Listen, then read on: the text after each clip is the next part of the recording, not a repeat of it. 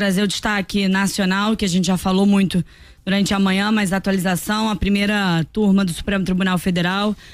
vai analisar a denúncia apresentada pela Procuradoria-Geral da República contra Jair Bolsonaro e outras 33 pessoas por tentativa de golpe de Estado em 2022. Entre os acusados, além do ex-presidente, tá o então candidato a vice na chapa dele, Walter Braga Neto, os ex-ministros Anderson Torres, da Justiça, Paulo Sérgio Nogueira, da Defesa, e Augusto Heleno, do Gabinete de Segurança Institucional. Denúncia que foi protocolada ontem à noite no STF. Nela, o Procurador-Geral da República diz que Bolsonaro era o líder de uma organização criminosa que tentou derrubar a democracia.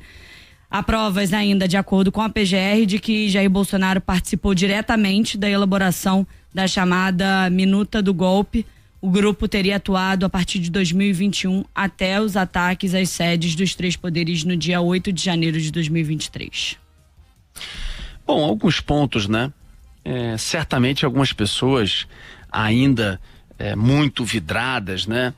No Bolsonaro, certamente tem uma parcela ainda da população que quer negar isso, mas a absoluta maioria da população já enxergou que está mais do que claro e transparente, que houve sim essa articulação, que houve sim essa trama golpista, que ela não prosperou, e diga-se de passagem, não prosperou graças à absoluta maioria a comandos fundamentais dos militares e a forças armadas que não embarcaram de uma maneira geral nesse plano que era sim de golpe, de impedir que o atual presidente da República assumisse o seu mandato, o seu terceiro mandato. Isso é um fato, isso é mais do que claro. Com tudo que foi discutido, o tempo que Bolsonaro ficou para se pronunciar, o estímulo na porta dos quartéis, as minutas que foram encontradas, as reuniões que aconteceram, aquela reunião de todo o ministério antes da eleição, falando abertamente sobre virar a mesa, as tentativas, inclusive tentando se apropriar das Forças Armadas para tirar o crédito do nosso sistema eleitoral, para fazer vistorias com militares que não chegaram a conclusão alguma de um sistema que eles diziam que era frágil e que era passível de fraude. Isso não aconteceu. Então tentaram de todas as formas, não conseguiram, e quando houve a perda da eleição, tentaram sim Braga Neto, outros, e segundo consta, e tem ali comprovação, com essa liderança. Afinal, alguém pode imaginar que Braga Neto e que os outros ao seu redor, Mauro Cid, todos os outros, estavam atuando de maneira aleatória, independente, e não Augusto Heleno e outros, e não com a liderança e o comando de Jair Bolsonaro? Todos eles sempre foram ali fiéis no dia a dia a Bolsonaro e tentaram angariar apoios dentro das Forças Armadas, mas não conseguiram. Então isso está mais do que claro e transparente. Algumas coisas a colocar. Primeiro, é fundamental que o Supremo tenha, desse processo agora, a serenidade e que coloque agora com a denúncia, este processo a ser avaliado por todo o Supremo Tribunal Federal. Não numa turma, inclusive. Para todo o plenário, inclusive para os ministros que foram indicados por Jair Bolsonaro, como André Mendonça e Nunes Marques, e que analise com a serenidade necessária. 2, muita gente, mas muita gente no Brasil, inclusive que votava em Bolsonaro, já entendeu que nessa situação difícil, e que muito difícil prosperar, inclusive, a discussão da anistia, que Bolsonaro é praticamente carta fora do baralho, inelegível que está, e com essa denúncia provavelmente ficará. E muita gente já abandonou, entende que sim, Bolsonaro é e continuará sendo uma figura fundamental da direita, um cabo eleitoral fundamental, mas muita gente na direita entende, olha,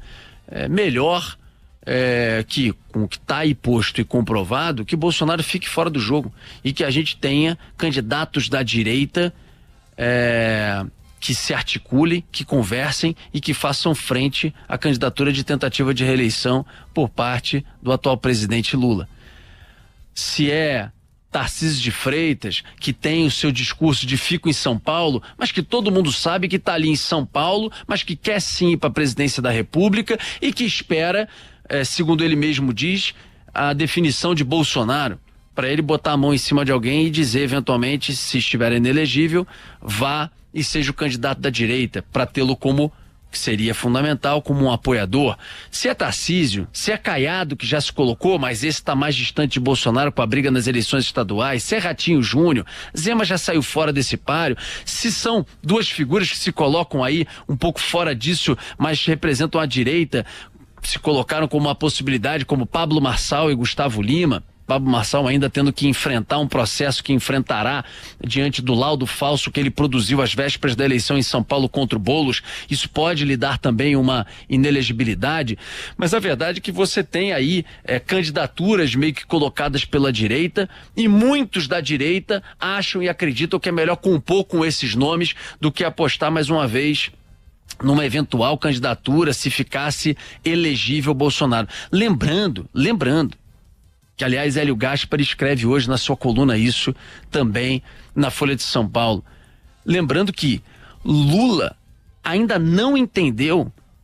e está pagando por esses preços que ele voltou à presidência da República não por todo o seu mérito e etc. Claro que é um líder popular,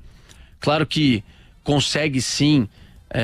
o coração de muitos brasileiros, mas ele venceu, a margem que ele venceu, que foi pequena, mas a possibilidade, o que ele levou ali no final das contas de votos e o que o levou a vencer Bolsonaro foi muito mais uma perda de Bolsonaro do que uma vitória de Lula. Muito mais um presidente Bolsonaro que ao longo do seu governo foi contra a vacina do jacaré, ficou atacando urna eletrônica ao invés de discutir coisas importantes para a sociedade. Então Bolsonaro mais perdeu do que Lula venceu. Mas Lula, olhando para o governo federal de hoje, ainda não entendeu isso, ainda não compreendeu isso, não compôs como deveria ter composto, não apenas no gogó, como fez na eleição, de ter chamado a direita de centro, centro democrático. Foi mais ali para vencer, mas do governo não fez com que isso se tornasse realmente uma prática do seu governo ao assumir em 2023, início de 2023. Então, o plano está aí, o plano está posto. A denúncia foi levada ao Supremo, que o Supremo faça agora o julgamento disso, mas é muito, com essa denúncia colocada dessa forma, com elementos robustos, é muito difícil o avanço da anistia, é muito difícil a volta da elegibilidade por parte de Bolsonaro, e muita gente da direita tenha comemorado de alguma forma isso e tenha pensado nos outros nomes da direita que podem participar desse processo eleitoral contra o praticamente único nome da esquerda, que já fala e já se coloca dessa maneira e que vive o seu pior momento em toda a sua história política, com impopularidade e com dificuldades grandes em termos de caixa para tentar virar isso, que é o presidente da República, Lula. Vamos ver cenas dos próximos capítulos aí.